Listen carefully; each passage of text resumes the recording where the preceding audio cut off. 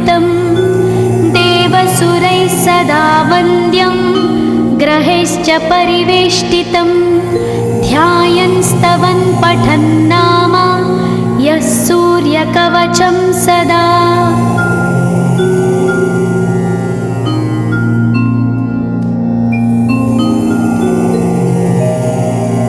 कवचं गृणिः पातु शिरोदेशं सूर्यः पालं च पातु मे आदित्यो लोचने पातु श्रुतिपातः प्रभाकरः घ्राणं पातु सदा भानो अर्क पातु तथा।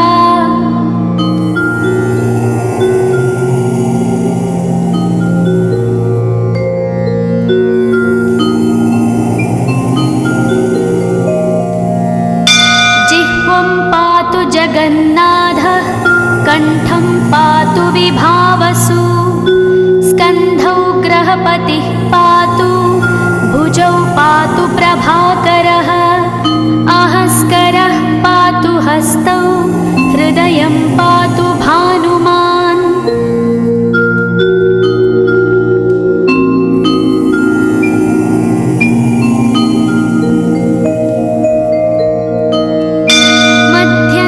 पातु सप्ताश्वो नाभिं पातु नभोमणिः द्वादशात्मा कटिं पातु सविता पातु सक्तिनी ऊरू पातु सुरश्रेष्ठो जानुनी पातु भास्करः जङ्घे पातु च मार्ताण्डो गुल्फौ पातु त्विषाम्पतिः।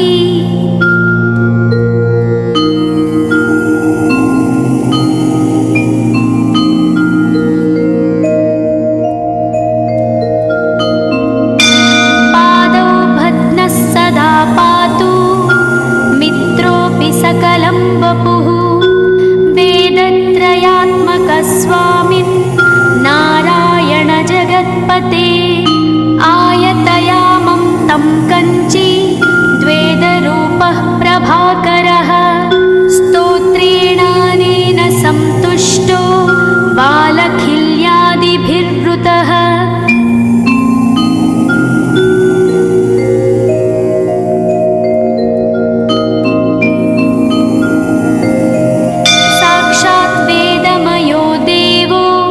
रथारूढः समागतः तं दृष्ट्या सहस्तोत्थाय दण्डवत् प्रणमन् भुवि कृताञ्जलिपुटो भूत्वा सूर्यस्याग्रे स्तुवत्तदा वेदमूर्तिः महाभागो ज्ञानदृष्टिर्विचार्य च ब्रह्मणा स्थापितं पूर्वं यथा यमाविवर्जितम्।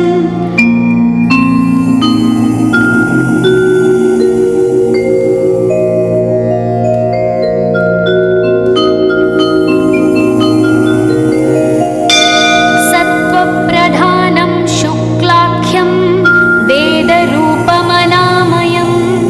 शब्दब्रह्ममयं वेदं सत्कर्म ब्रह्मवाचकं मुनिमध्यापयामास प्रथमं सविता स्वयं तेन प्रथमदत्तेन वेदेन परमेश्वरः यज्ञवल्क्यो मुनिश्रेष्ठः कृतकृत्यो भवत्तदा।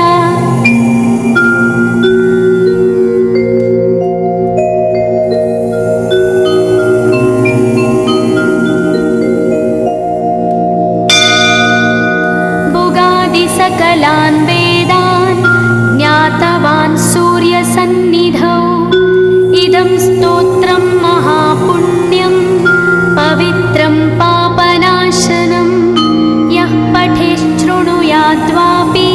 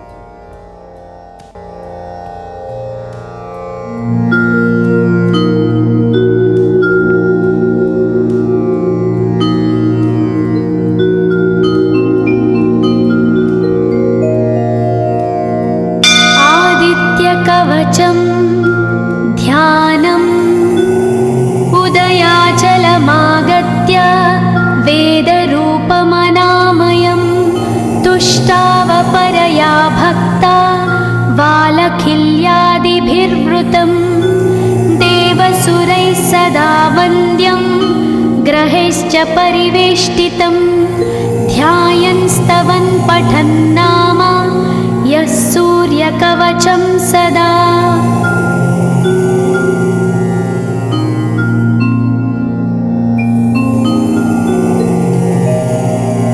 कवचं गृणिः पातु शिरोदेशं सूर्यः पालं च पातु मे आदित्यो लोचने पातु श्रुतिपातः प्रभाकरः घ्राणं पातु सदा भानो अर्क पातु तथा।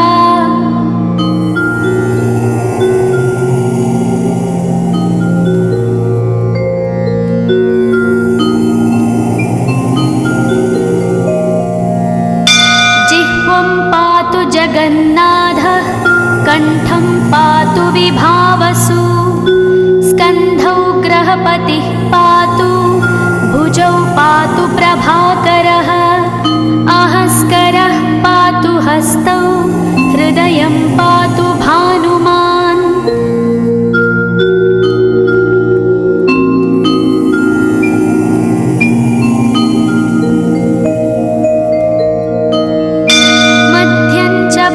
सप्ताश्वो नाभिं पातु नभोमणिः द्वादशात्मा कटिं पातु सविता पातु सक्तिनी ऊरू पातु सुरश्रेष्ठो जानुनी पातु भास्करः जङ्घे पातु च मार्ताण्डो गुल्फौ पातु त्विषाम्पतिः।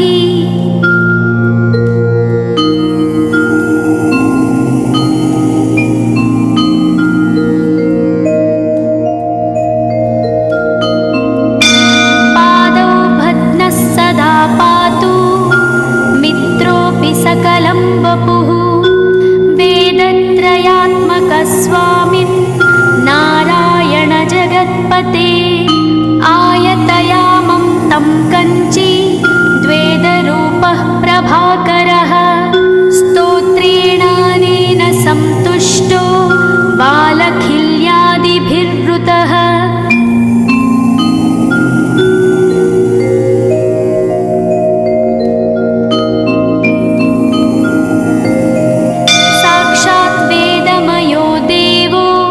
रथारूढः समागतः तं दृष्ट्या सहस्तोत्थाय दण्डवत् प्रणमन् भुवि कृताञ्जलिपुटो भूत्वा सूर्यस्याग्रे स्तुवत्तदा वेदमूर्तिः महाभागो ज्ञानदृष्टिर्विचार्य च ब्रह्मणा स्थापितं पूर्वं यथा यमाविवर्जितम्।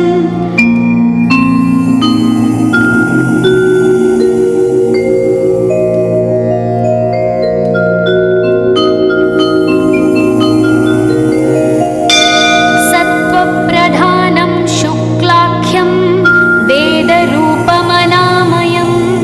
शब्दब्रह्ममयं वेदं सत्कर्म ब्रह्मवाचकम् मुनिमध्यापयामास प्रथमं सविता स्वयं तेन प्रथमदत्तेन वेदेन परमेश्वरः यज्ञवल्क्यो मुनिश्रेष्ठः कृतकृत्यो भवत्तदा।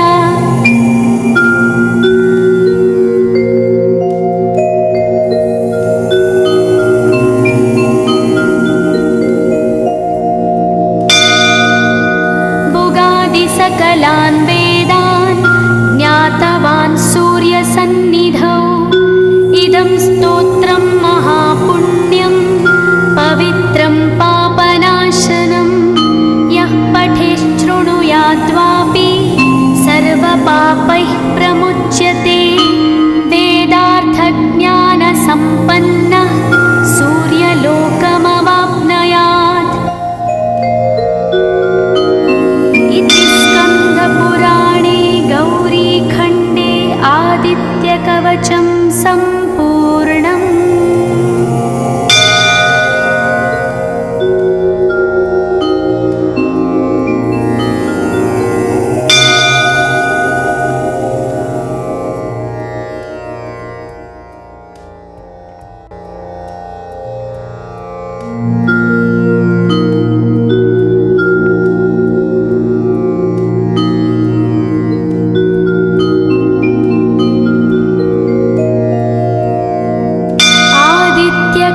कवचं ध्यानम् उदयाचलमागत्य वेदरूपमनामयं तुष्टावपरया भक्ता वालखिल्यादिभिर्वृतं देवसुरैः सदा वन्द्यं ग्रहैश्च परिवेष्टितं ध्यायन् स्तवन् पठन् नाम यः सूर्यकवचं सदा।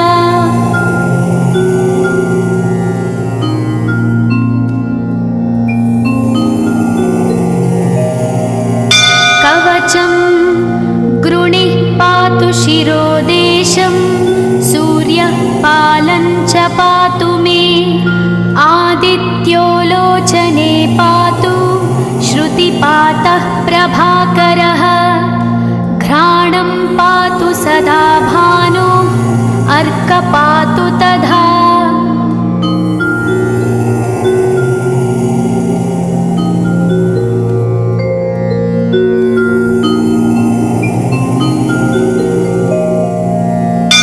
जिह्वं पातु जगन्नाथः कण्ठं पातु विभावसु स्कन्धौ ग्रहपतिः पातु भुजौ पातु प्रभाकरः अहस्करः पातु हस्तौ हृदयं पातु भानुमान्।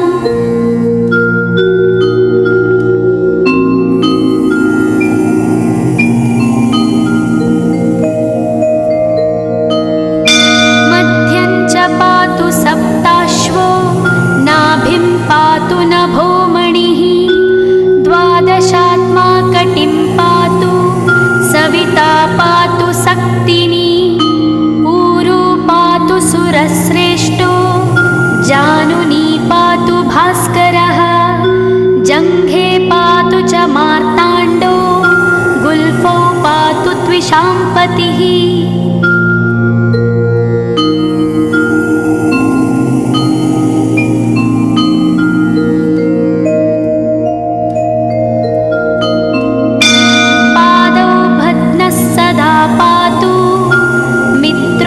सकलं वपुः वेदत्रयात्मकस्वामिन् नारायण जगत्पते आयतयामं तं कञ्ची द्वेदरूपः प्रभाकरः स्तोत्रेणानेन सन्तुष्टो वालखिल्यादिभिर्वृतः।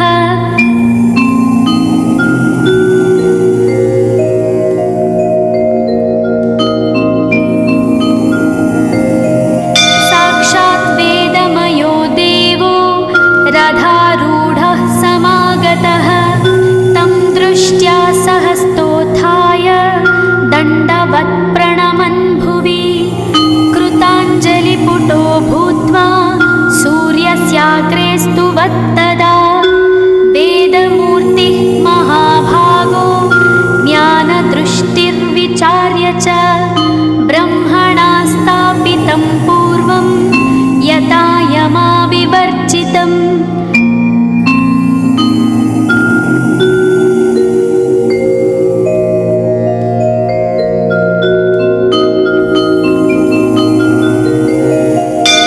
सत्त्वप्रधानं शुक्लाख्यं वेदरूपमनामयं शब्दब्रह्ममयं वेदं सत्कर्म ब्रह्मवाचकं मुनिमध्यापयामास प्रथमं सविता स्वयं तेन प्रथमदत्तेन वेदेन परमेश्वरः यज्ञवल्क्यो मुनिश्रेष्ठः कृतकृत्यो भवत्तदा।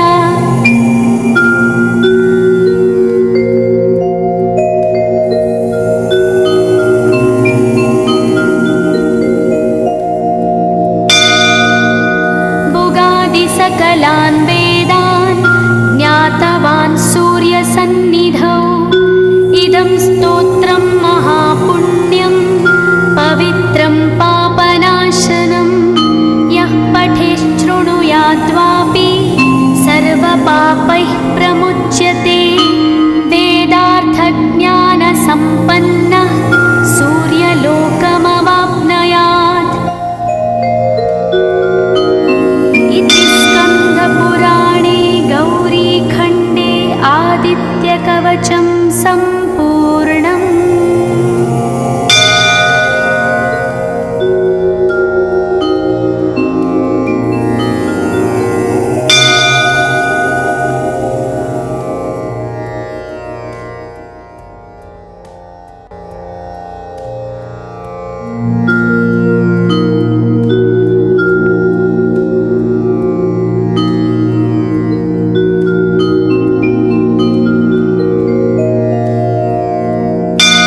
आदित्यकवचं ध्यानम् उदयाचलमागत्य वेदरूपमनामयं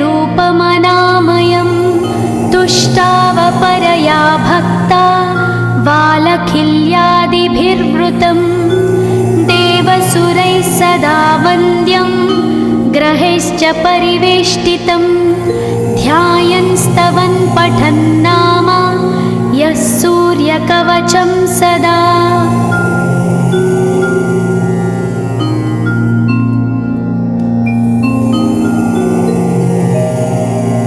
कवचं गृणिः पातु शिरोदेशं सूर्यः पालं च पातु मे आदित्यो लोचने पातु श्रुतिपातः प्रभाकरः घ्राणं पातु सदा भानो अर्क पातु तथा।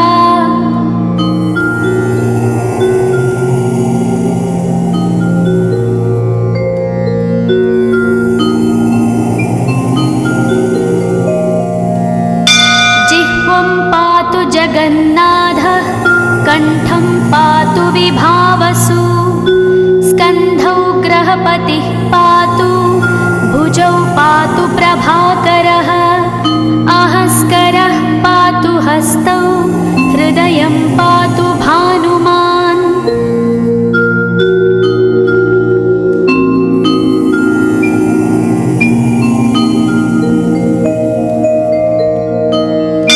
मध्यं च पातु सप्ताश्वो नाभिं पातु नभोमणिः द्वादशात्मा कटिं पातु सविता पातु सक्तिनी ऊरू पातु सुरश्रेष्ठो जानुनी पातु भास्करः जङ्घे पातु च मार्ताण्डो गुल्फौ पातु त्विषाम्पतिः।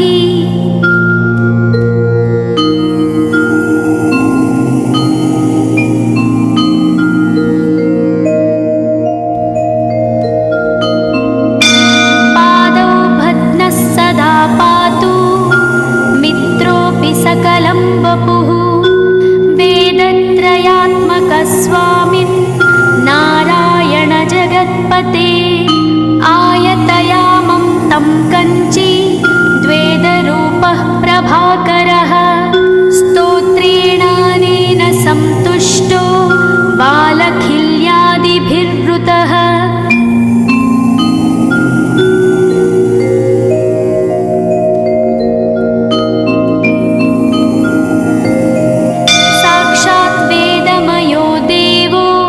रथारूढः समागतः तं दृष्ट्या सहस्तोत्थाय दण्डवत् प्रणमन् भुवि कृताञ्जलिपुटो भूत्वा सूर्यस्याग्रे स्तुवत्तदा वेदमूर्तिः महाभागो ज्ञानदृष्टिर्विचार्य च ब्रह्मणा स्थापितं पूर्वं यथा यमाविवर्जितम्।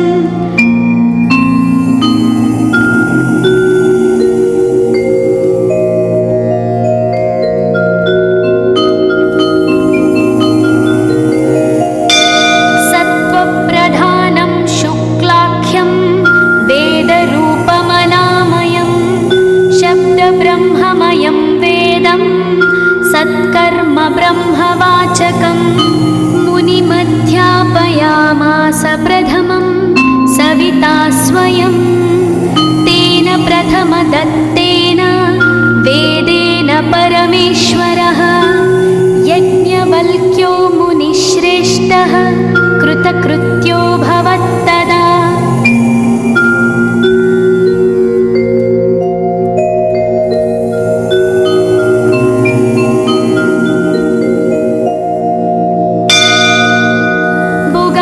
सकलान् वेदान् ज्ञातवान् सूर्यसन्निधौ इदं स्तोत्रं महापुण्यं पवित्रं पापनाशनं यः पठेच्छृणुयाद्वापि सर्वपापैः प्रमुच्यते वेदार्थज्ञानसम्पन्नः सूर्यलोकमवाप्नुयात्।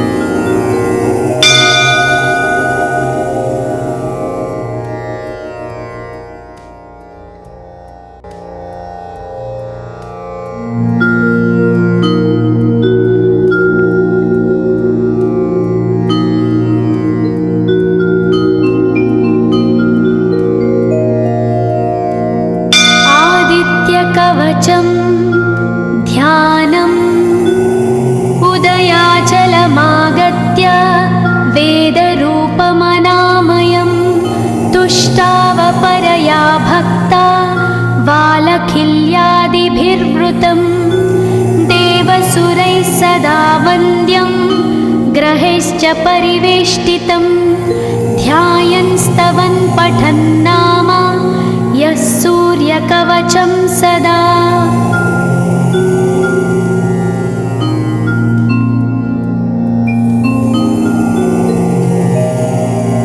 कवचं गृणिः पातु शिरोदेशं सूर्यः पालं च पातु मे आदित्यो लोचने पातु श्रुतिपातः प्रभाकरः घ्राणं पातु सदा भानो अर्क पातु तथा।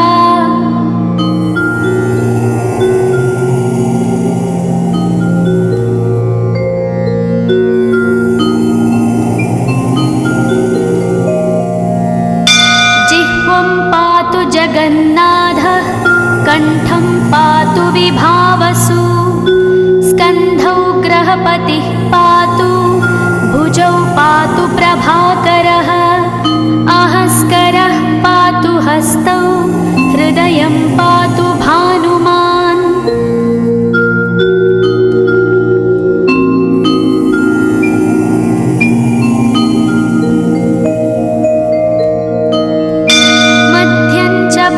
सप्ताश्वो नाभिं पातु नभोमणिः द्वादशात्मा कटिं पातु सविता पातु सक्तिनी ऊरू पातु सुरश्रेष्ठो जानुनी पातु भास्करः जङ्घे पातु च मार्ताण्डो गुल्फौ पातु त्विषाम्पतिः।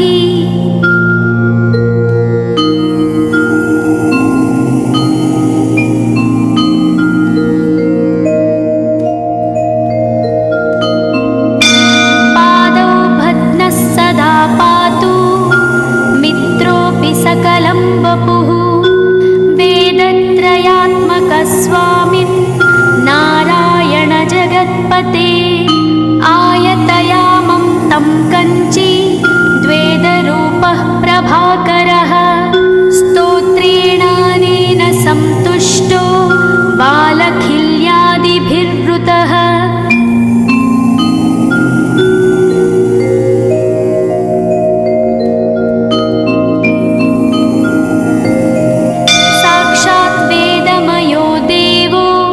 रथारूढः समागतः तं दृष्ट्या सहस्तोत्थाय दण्डवत् प्रणमन् भुवि कृताञ्जलिपुटो भूत्वा सूर्यस्याग्रे स्तुवत्तदा वेदमूर्तिः महाभागो ज्ञानदृष्टिर्विचार्य च ब्रह्मणा स्थापितं पूर्वं यथा यमाविवर्जितम्।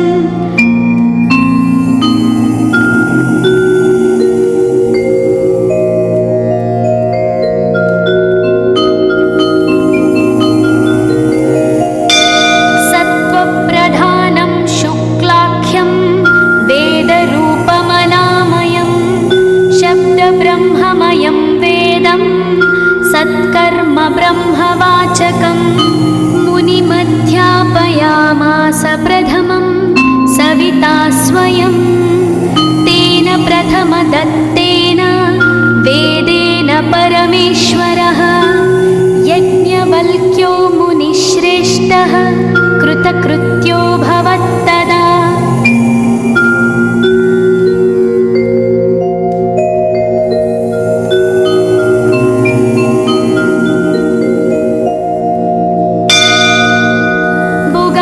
सकलान् वेदान् ज्ञातवान् सूर्यसन्निधौ इदं स्तोत्रं महापुण्यं पवित्रं पापनाशनं यः पठेच्छृणुयाद्वापि सर्वपापैः प्रमुच्यते वेदार्थज्ञानसम्पन्नः सूर्यलोकमवाप्नुयात्। स्कन्दपुराणे गौरीखण्डे आदित्यकवचं सम्पूर्णम्।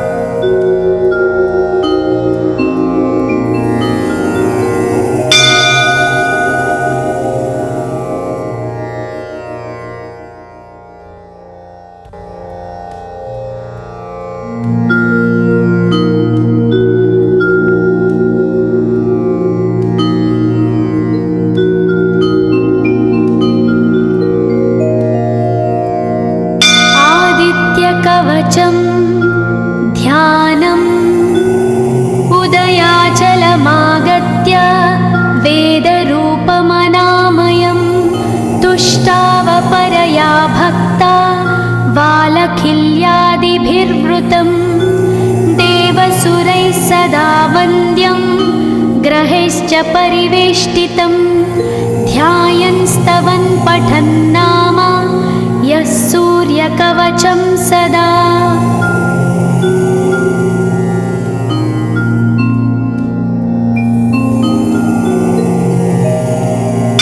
कवचं गृणिः पातु शिरोदेशं सूर्यः पालं च पातु मे आदित्यो लोचने पातु श्रुतिपातः प्रभाकरः घ्राणं पातु सदा भानो अर्कपातु तथा।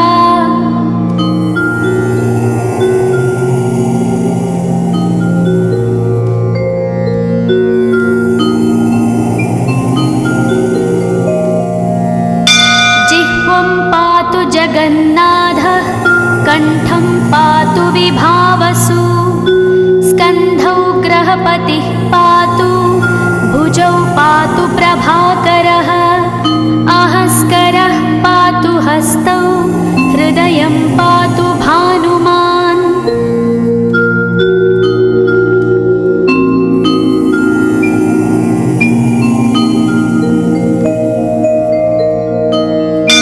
मध्यं च पातु सप्ताश्वो नाभिं पातु नभोमणिः द्वादशात्मा कटिं पातु सविता पातु सक्तिनी ऊरू पातु सुरश्रेष्ठो जानुनी पातु भास्करः जङ्घे पातु च मार्ताण्डो गुल्फौ पातु त्विषाम्पतिः।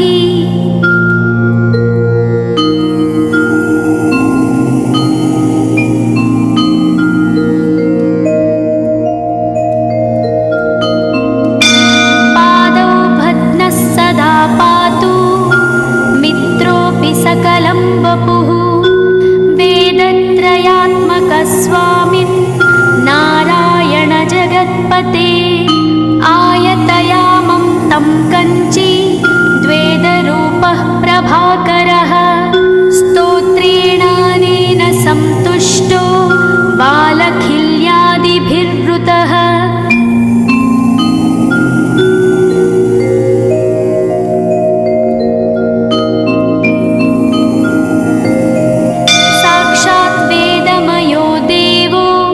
रथारूढः समागतः तं दृष्ट्या सहस्तोत्थाय दण्डवत् प्रणमन् भुवि कृताञ्जलिपुटो भूत्वा सूर्यस्याग्रे स्तुवत्तदा वेदमूर्तिः महाभागो ज्ञानदृष्टिर्विचार्य च ब्रह्मणा स्थापितं पूर्वं यथा यमाविवर्जितम्।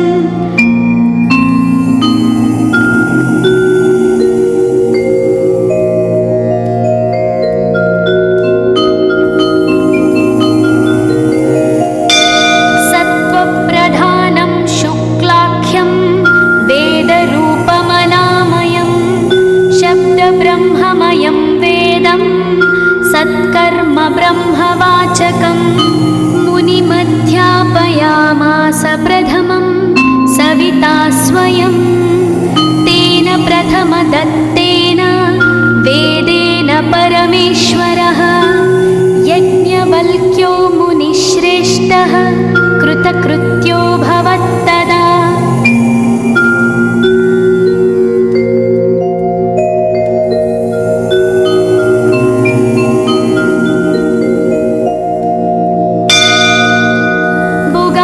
सकलान् वेदान् ज्ञातवान् सूर्यसन्निधौ इदं स्तोत्रं महापुण्यं पवित्रं पापनाशनं यः पठेच्छृणुयाद्वापि सर्वपापैः प्रमुच्यते वेदार्थज्ञानसम्पन्नः सूर्यलोकमवाप्नुयात्। स्कन्दपुराणे गौरीखण्डे आदित्यकवचं सम्पूर्णम्।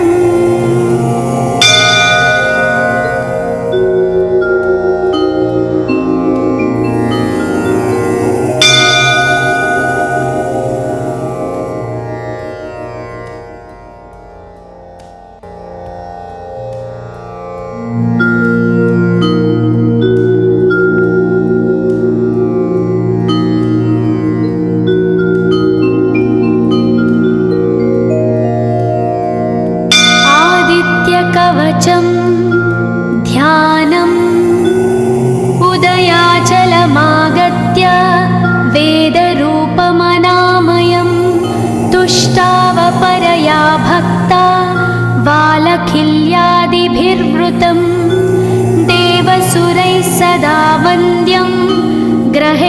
परिवेष्टितं ध्यायन् स्तवन् पठन् नाम यः सूर्यकवचं सदा।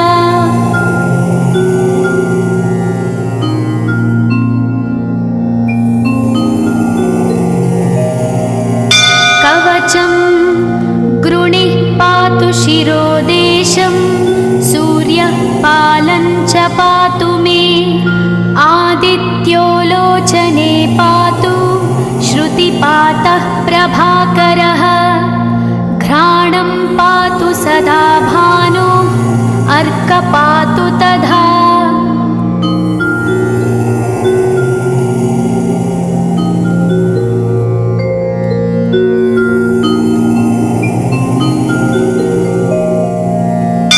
जिह्वं पातु जगन्नाथः कण्ठं पातु विभावसु स्कन्धौ ग्रहपतिः पातु भुजौ पातु प्रभाकरः अहस्करः पातु हस्तौ हृदयं पातु भानुमान्।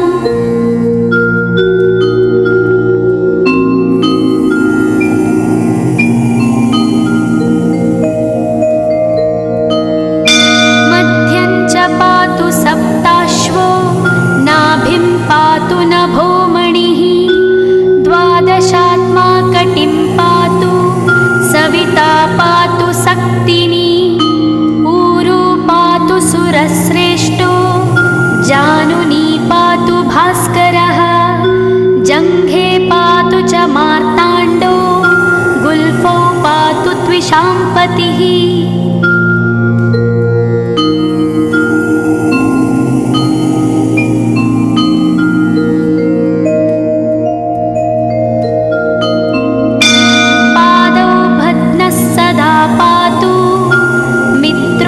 सकलं वपुः वेदत्रयात्मकस्वामिन् नारायण जगत्पते आयतयामं तं कञ्ची द्वेदरूपः प्रभाकरः स्तोत्रेणानेन सन्तुष्टो बालखिल्यादिभिर्वृतः।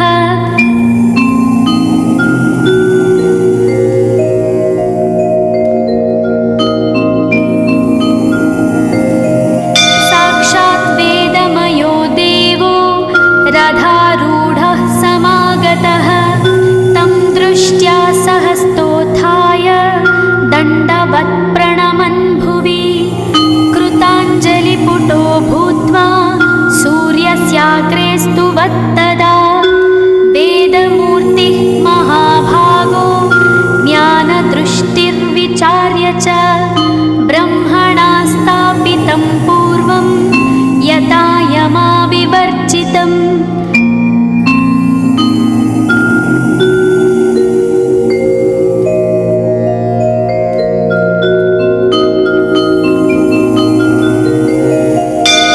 सत्त्वप्रधानं शुक्लाख्यं वेदरूपमनामयं शब्दब्रह्ममयं वेदं सत्कर्म ब्रह्मवाचकम् मुनिमध्यापयामास प्रथमं सविता स्वयं तेन प्रथमदत्तेन वेदेन परमेश्वरः यज्ञवल्क्यो मुनिश्रेष्ठः कृतकृत्यो भवत्तदा।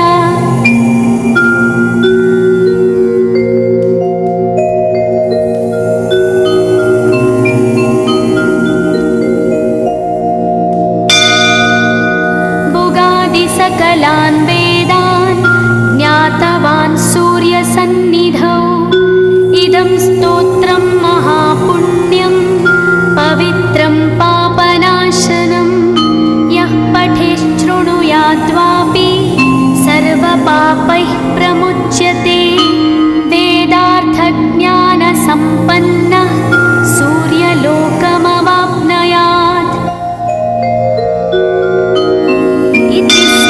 पुराणे गौरीखण्डे आदित्यकवचं